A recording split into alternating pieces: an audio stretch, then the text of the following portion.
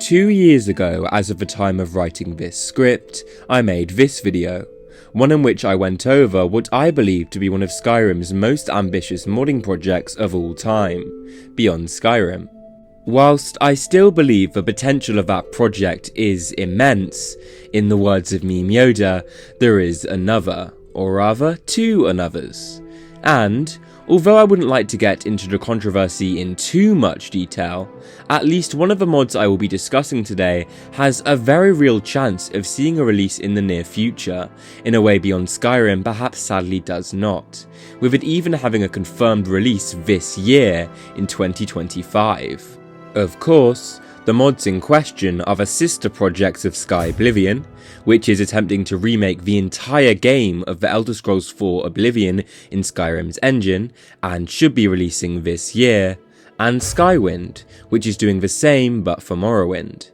They are attempting to immortalise, no, rebuild Skyrim's Ancestry, to make those still incredible today stories and worlds accessible to a modern audience that perhaps doesn't have the patience to devote their time to something that looks like this. No offense Oblivion and Morrowind, nobody can take away your Bethesda jank, charm. So, I would like to use this video today to tell their stories, and explain exactly what makes Skyblivion and Skywind so exciting for all those still playing Skyrim today. Let's get into it. Firstly, some foundational facts. Somewhat akin to how Beyond Skyrim is not one individual project, but multiple, each with their own separate teams and unique identities that together fall under the wider umbrella term of Beyond Skyrim, Skywind and Skyblivion have a similar relationship. While each has a totally separate team, development history, aims, and overall identity, both are also part of the wider Elder Scrolls Renewal project, one in which dedicated fans have devoted themselves to rebuilding Skyrim's ancestry through remaking the series' prior games within its comparatively modern engine. It won't be a simple task. I think it can be easy to forget the sheer extent of a game like those within the Elder Scrolls series, especially those pre-Skyrim. These games have vast worlds, populated by hundreds, no, thousands of individual unique assets and textures, countless quests, each revolving around unique NPCs that have distinctive voices, lines, and personalities, hundreds of varying non-player characters of all walks of life, be they the passive fauna that roam across Tamriel's wilds, or the antagonistic fiends who terrorise them. Multi-hour, fully orchestrated soundtracks that have to meet every conceivable scenario, from tense combat against formidable foes, to melancholic meanders against the backdrop of a sunset-painted dusk. Thousands of different animations to make the creatures, people, and plants inhabiting these worlds feel alive and not merely existent. Random encounters to imbue a player's wanderings with randomness and thus increase replayability, and so much more. All of which have to be totally rebuilt from the ground up, within and to the standard of Skyrim's engine. You can't simply pluck a low-res asset from Morrowind's files and pass it through an AI upscaler, rinse and repeat. That asset has to be pored over by a specific individual and reimagined in a way more in fitting with Skyrim's style and level of detail, pixel by pixel, to reconstruct an entire world. Let's take a look at these two projects in more focus. I want to start with Skywind, since its signature game comes chronologically first in order of release. Morrowind, launching all the way back in 2002, the first fully 3D open world title in the series. Despite how dated it may appear to us privileged players today, who have grown used to far more graphically impressive worlds, I think it's hard to overstate just how revolutionary the island of Vardenfell must have felt at the time. This was one of the first large-scale role-playing experiences that had taken the leap into the truly three-dimensional space, trading the fake 3D, stencil-filled worlds of Arena and Daggerfall for the real thing, Yes, it might not be the prettiest thing in the world to look at nowadays, but this represented, by a wide margin, the biggest step forward for series, and indeed, possibly the role-playing gaming industry as a whole, has and perhaps will ever see. Thus, despite the title possibly not aging so gracefully in a graphical sense, it matured like fine wine in the technical aspect, acting as the very foundation for all that would come after. This is exactly why Skywind is so exciting. It provides the chance for these foundations to no longer have to resemble mere transitionary stepping stones that couldn't stand the test of time, instead able to be born anew in the modern era. And of all the world to be rebuilt in this manner, what a world is Morrowind's to do it for. I, and many others, have always admired what Bethesda were able to create in Vvardenfell in its sheer weirdness. Back then, and still today, there have been few open worlds brave enough to branch out into genuine what the territory as Morrowind did. Few that felt as entirely alien, as unlike our own world as it gets. Here is a world not of verdant trees and voluminous forests, but curious copses of towering fungi. Not of ebbing rivers and cascading waterfalls, but magma flows and ashen downpours. The traditional horse is swapped out for the sinister Siltstrider, arthropodal stilt-legged giants with no earthly analogue, but favoured as an effective method of transportation by the native Dunmer. The world's centre comprises an enormous volcano, whose rhythmic magma expulsions derive from not regular geothermal processes, but the beating heart of a slain deity.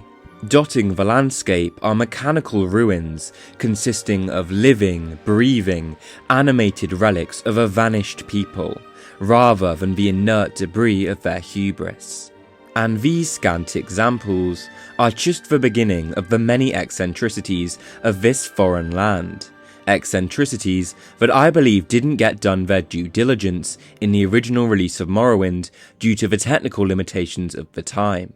This is where the true value of Skywind lies, in painting a more vivid depiction of this unfamiliar world than ever before. Let's finally talk about the mod itself. While there is still surely a great ways to go to bring this mega project to fruition, the work they have done already, especially in the landscaping department, is outstanding.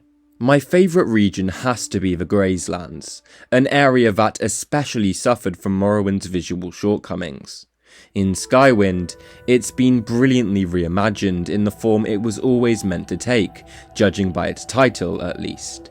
A savanna-like environment populated by baobab-esque trees, golden grasses and rocky plateaus, all overlooked by the towering ashen spectre of the Red Mountain.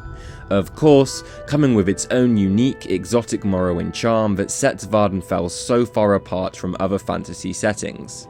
In this case, see these gorgeous and otherworldly tree or faunal assets. Other highlights include the West Gash, another area somewhat done dirty in the original release that has been reborn as a more rugged, canyon-carved landscape within which curtains of willow canopies veil your visibility.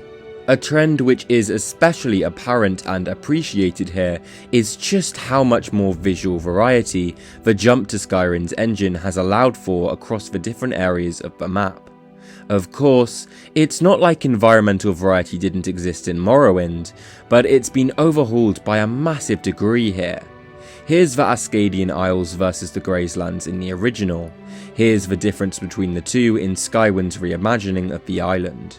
A more adept and crucially varied use of colour, elevation and asset density has been employed to create a Vvardenfell brimming with completely distinct and truly vibrant biomes, in the place of what had formerly been a generally indistinguishable mass of amorphous browns and greys. It's incredible stuff, and the prospect of exploring this modern interpretation of the province is what excites me the most about this project. Let's talk raw statistics. illustrated best in this video, which does a far better job at summing up the current progress than I ever can, which is why I'll only cover the bullet points here. The project is actually decently far along, and has come a long way since it began development all the way back in 2012. First, the environment I won't shut up about, the beating heart of every Elder Scrolls title that form each respective world. Tile sets, essentially groups of visually or narratively associated assets, are the raw building blocks used to create these magnificent landscapes. From each individual blade of grass or bush to the colossal rocks which come together to build entire mountain chains, are impressively close to fruition. Percentage-wise, the three major areas of exterior tile sets, which make up the landscapes, interior tile sets, which make up the rooms and hallways of houses, dungeons, caves, etc., and clutter, the easy to overlook individual items that fill these respective spaces and make them feel truly lived in, are all just under or above 90% finished. But what good is a well-realised world to explore if it isn't filled with fun and interesting things to do? That is where Skywind's quests come in, and they appear to have received an overhaul just as drastic as its world. While the vast majority are understandably the same as those in Morrowind in narrative, this project is ultimately a remake after all. They've also been dramatically altered and added to bring them up to Skyrim's standard, seeing numerous modifications in form. This means full voice acting where there had formerly been none, new dialogue options that can change the outcome of the quest, extensions in quest length to help them reach their previously untapped full potential, and so on. There will also be some entirely new quests to give returning players something new to chew on. All in all, a whopping 352 out of 490 quests have been implemented and are currently in a playable state, a thoroughly impressive 72% completion rate. Other major areas of progress include the work that's been done on Vvardenfell's expansive menagerie of different creatures, some impressively having been given entirely custom animation sets to help them fit better into this truly bizarre world. I find their designs absolutely spectacular, being in both parts unnerving and lively. They span the spectrum of every size, shape and temperament imaginable, from the smallest creepy yet debatably cute Quama foragers to these things. Again, I just adore how utterly weird Morrowind is, and I'm so grateful for the Skywind team's evident dedication in preserving the original title's unfamiliarity and but not cliff races, they really should have got rid of the fucking cliff races. Please, make it stop. Music, too, is another area Skywind is excelling in, having recorded and implemented over 100 beautiful tracks. My favourite is his frankly chill-inducing rendition of Nerevar Rising.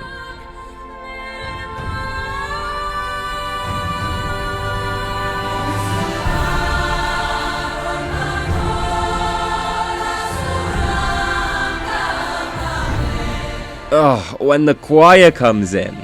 There are also the more minor, easier to forget aspects of the Elder Scrolls experience being renewed to fit with Morrowind's style too. I'm especially a fan of some of these beautiful loading screen artworks, which feel much less soulless than Skyrim's still cool, generic 3D model showcases for its loading screens. It's the little details like these, or the beautiful new book illustrations, murals, posters and so on seen here, whose style I also cannot get enough of. Like, hello, can I hang these on my wall? That perhaps do the most to bring the island of Vvardenfell back to life. I could continue rattling on with a list of the different statistics and percentages of completion for the different sections of Skywind for hours, but I don't think doing so would be particularly valuable, especially when videos like this excellent one, from which I've sourced most of this information, exist. Please, if you're at all interested in learning more, take a watch, with the dedicated Skywind YouTube channel also being a treasure trove for these kinds of informative progress videos in general. Skyblivion's remade game is, of course, 2006's famed sequel to Morrowind, the fourth title in the series, The Elder Scrolls IV: Oblivion. Very much the awkward middle child of the series between the two behemoths of Morrowind and Skyrim that both saw perhaps more significant leaps in innovation. Morrowind in the introduction of a truly 3D open world for the first time, and Skyrim, well, for being Skyrim and pulling this series properly into the mainstream than Oblivion. But that's not to say this was a title worthy of being forgotten. On the contrary, it's the game that I personally hold the most dear and my favourite of all the worlds Bethesda has crafted thus far. Yes, you can accuse it of being too generic, especially as it's what followed the weirdness of Morrowind, but something about Cyrodiil has always felt so magical in a way no other Elder Scrolls game has been able to match to me. It's something about the dreamlike, almost watercolour painted art style, combined with the soothing but melancholic score by Jeremy Soule. It was a world that always felt like a home away from home to my younger self. But it was also a world and a game very rough around the edges, perhaps more so even than Morrowind. This analogy is going to seem slightly weird at first, so stick with me here. Are you at all familiar with the uncanny valley effect? It's the phenomenon of how the closer things, usually representations of faces, get to resembling real people before reaching true realism, the more uncanny they become. Despite looking even less real, depictions of faces further down the scale are somehow at the same time less uncanny. I view Oblivion as the game equivalent of the uncanny valley. Morrowind is so far down the scale that it doesn't trigger the slightly awkward, but crucially not game-breaking. Oblivion is still objectively an incredible game, and I want to make that clear, uncanny valley effect. Skyrim is at the very top, at which a level of realism, or rather a perfection of the Elder Scrolls look or overall vibe, has been achieved, and thus the effect has been overcome. But Oblivion falls just before, at the point at which the effect is most pronounced. You all know what I'm talking about. The charming yet off-putting and hilarious NPC conversations, whose speakers more resemble robots attempting to imitate humans than genuine individuals. The quite literal uncanny valleyness of many of the characters' faces, almost as if the residents of Cyrodiil have been moulded out of wax rather than flesh. The way the camera jump scares you into immediately locking onto an NPC's face the second they start talking to you, and so on. It's undeniably janky, but not so off-putting that it takes you wholly out of the experience, thankfully, at least in my opinion. But to have it remedied would still be appreciated. Skyblivion has the perfect opportunity to do just this. To finally drag Oblivion out of this awkward middle sibling uncanny valley zone, helping bring it up to the standards of its better behaved younger and elder siblings. Let's take a look at exactly how it's been doing just that. Just like Skywind, Skyblivion began its development in 2012, soon after Skyrim's release in the previous year. The project has made truly monumental strides since then, actually being slated for a full release this year in 2025, though exactly when in the year said release will be is unclear. Still, the sheer feat of this accomplishment cannot go overlooked. The mod is already so far along, and its developers have so much confidence they will complete the missing content before the end of next year that they have taken the risk of providing a release window, a decision that must not have been made lightly. Just let that sink in for a moment, and consider what that truly means in terms of the sheer volume of work they have to have done.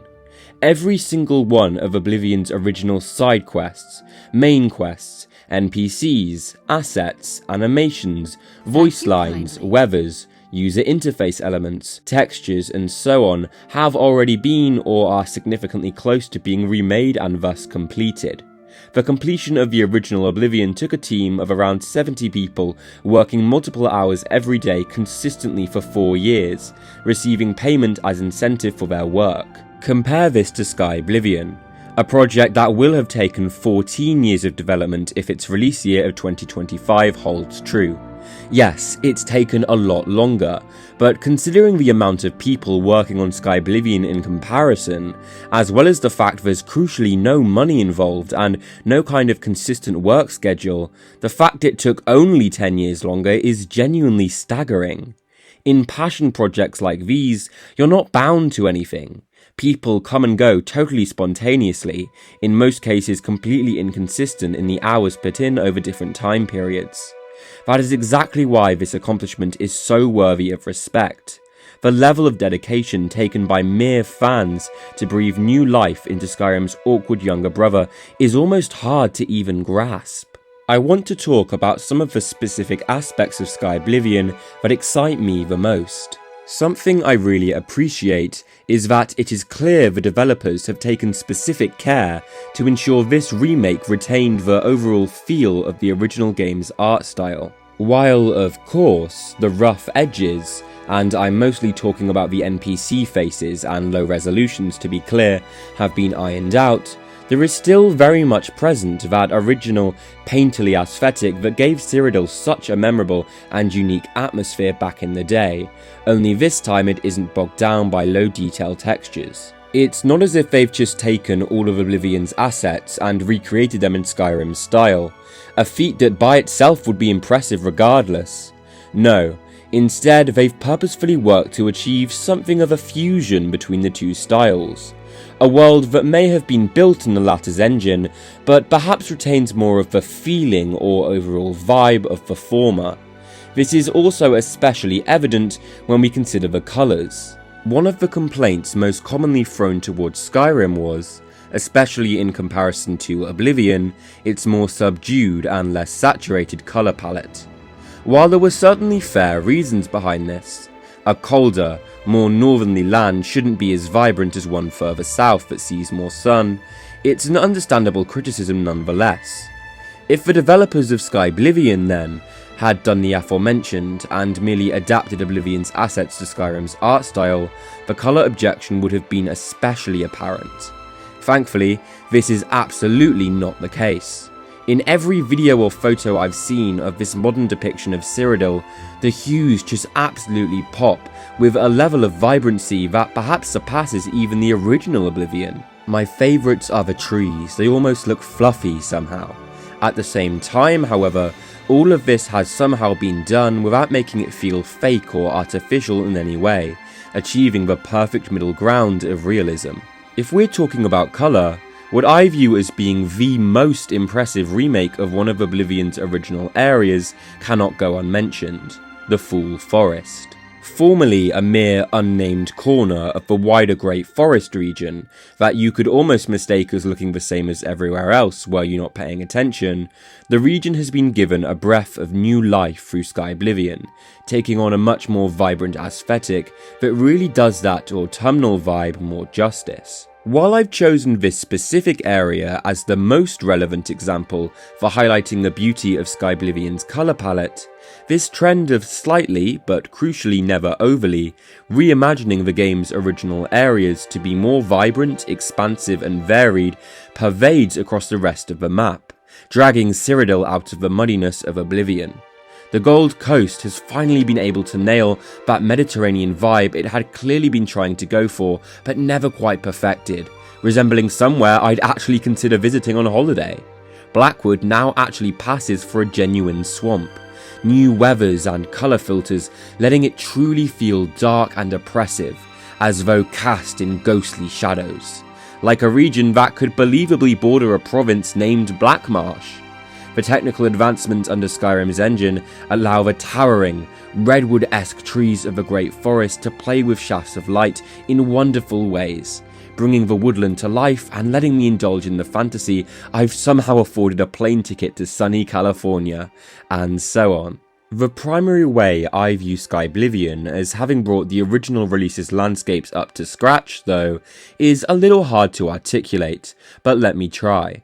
Something that I always felt was the case with Oblivion in specific, and definitely not Skyrim, was the smoothness of its world. Other than the dramatic mountain chains bordering its northern and eastern sides, there was very little in the way of sharp or dramatic terrain transitions, with almost the entire map constructed out of gentle curves and rolling hills. Now, of course, this could have been a deliberate choice on the part of Oblivion's developers. Places can and do exist that look like this, but something about the amount of this kind of land, and the way it felt distributed so haphazardly around the map, always seemed off to me, as if they used procedural generation to create the landscape, with most of it not being truly handcrafted. Now, a realistic number of these 360-degree slopes have been rightly swapped out for more striking 90-degree terrain features. Waterfalls, cliffs, valleys and ridges that could feel right at home in Skyrim. Just look at the glow-up of the Colovian Highlands, an area which in the original release never felt dramatic enough to warrant that title. It kind of just felt like all they could be bothered to do was stretching the already existing terrain slightly higher, and then called it a day. Now, however, this area is as rugged as it gets, dominated by chasms and gorges alike, and redeeming the title of a highland. Asset density too, especially in regards to trees, had a similar problem with it feeling artificial and much too consistent across the entire map, as if the trees of Cyrodiil have been undergoing their own pandemic and have to social distance. Maybe the Carnarton flu is back and has somehow spread to plants. Now, it's merely another former problem that has been addressed in much the same way. Next, just as in the case of Skywind, Skyblivion has not limited itself to only remaking those enemies, weapons, armors, spells, etc., even places that already existed in the original Oblivion. Rather, new instances of all of these have also been added. Perhaps you'll have a mini heart attack after coming face to face with a brand new alien white enemy class in one of the barbaric race's derelict ruins, now given a unique coat of paint for each different region. An excellent solution to the problem of the dungeon aesthetic variety, or lack thereof it, in the original release. Hi, a little self-promo moment if that's alright. If you are at all interested in learning more about the Ayleids and their ruins, their aesthetics, etc., please watch this video. It didn't do very well, I think it's good and I think you'll enjoy it. Bye. Maybe you'll stumble into a previously non-existent corner of a reimagined Leowin, now made more faithful to its original concept art. It's feasible, even, that you may find yourself more immersed in the splendour of Cyrodiil than ever before, as one of numerous beautiful new music tracks begin to play, setting the perfect backdrop for your journeyings. I think I'll have to stop there with the discussion on what the project will include. The developers behind Skyblivion specifically have been particularly vocal, providing an excellent look into the progress of their project via the Rebel Z's YouTube channel and the regularly uploaded entries in the Skyblivion Developer Diary series. The last thing I want to do is invalidate or take attention away from them by reiterating all the information they provide word for word, especially as they're also just a treat to watch in general, expertly shot and edited. So please, take a look yourself if you'd like to find out more about the project. Believe me, I've only just scratched the surface here. Rather, I want to end my discussion of Skyblivion by addressing the recently mounting rumours of an official Bethesda-licensed Oblivion remake. I don't want to comment on its validity at all. Many others have already done just that, and I have neither the skill nor time to peruse through countless Bethesda documents and trademarks to deduce any possible truths or falsehoods. Rather, I want to talk about what, if true, the existence of such an officially licensed Oblivion remake could mean for Skyblivion, or more specifically, what I don't want it to mean. I am afraid that there exists a possibility for a fan-made passion project like Skyblivion to become largely or even completely overshadowed in public visibility in such a case, with a large group of Skyrim, Elder Scrolls and even Oblivion fans already unaware of this mod's existence in the first place. To have all their incredible work go under the radar merely because of a very unfortunate coinciding of release or announcement timings for these two comparable remakes would be a terrible shame, especially as the existence of one is undeniably far more impressive and praiseworthy than the other, since no money's been pumped into it. Skyblivion may not have the budget or technical level or overall hype of this theoretical Bethesda-sanctioned remake, but what it does have, and something which is far more valuable, is the heart of the community. I also wouldn't like to get into a conversation regarding the current state of Bethesda, but know that one has been developed by remarkably humble, passionate and dedicated fans, who have somehow found the time to continually work on a mod of this scale over more than 10 years without a monetary incentive, and the existence of the other, though surely not unimpressive, was ultimately at the whims of soulless megacorporations, not free-spirited individuals. I'll let you decide which is more worthy of your support. Above all else, I hope that people like you and me, who know and see the value in Skyblivion, will fight to give it a rightful voice in whatever comes next, poetically preventing it from fading into oblivion itself. And that was everything I have to say concerning Skywind and Skyblivion, the mods rebuilding Skyrim's Ancestry. If anybody on the teams of these respective projects happen to be watching this video, I hope I was able to do your work justice, and or just spread the word about it in general. What you've been able to create already is nothing short of miraculous, and I can't wait to see what else is in store in the future. Together with Beyond Skyrim, this is a trinity of modding behemoths you do not want to mess with, and Skyrim's future has never looked brighter. Thanks for watching everyone, and I'll see you all in the next one. Bye.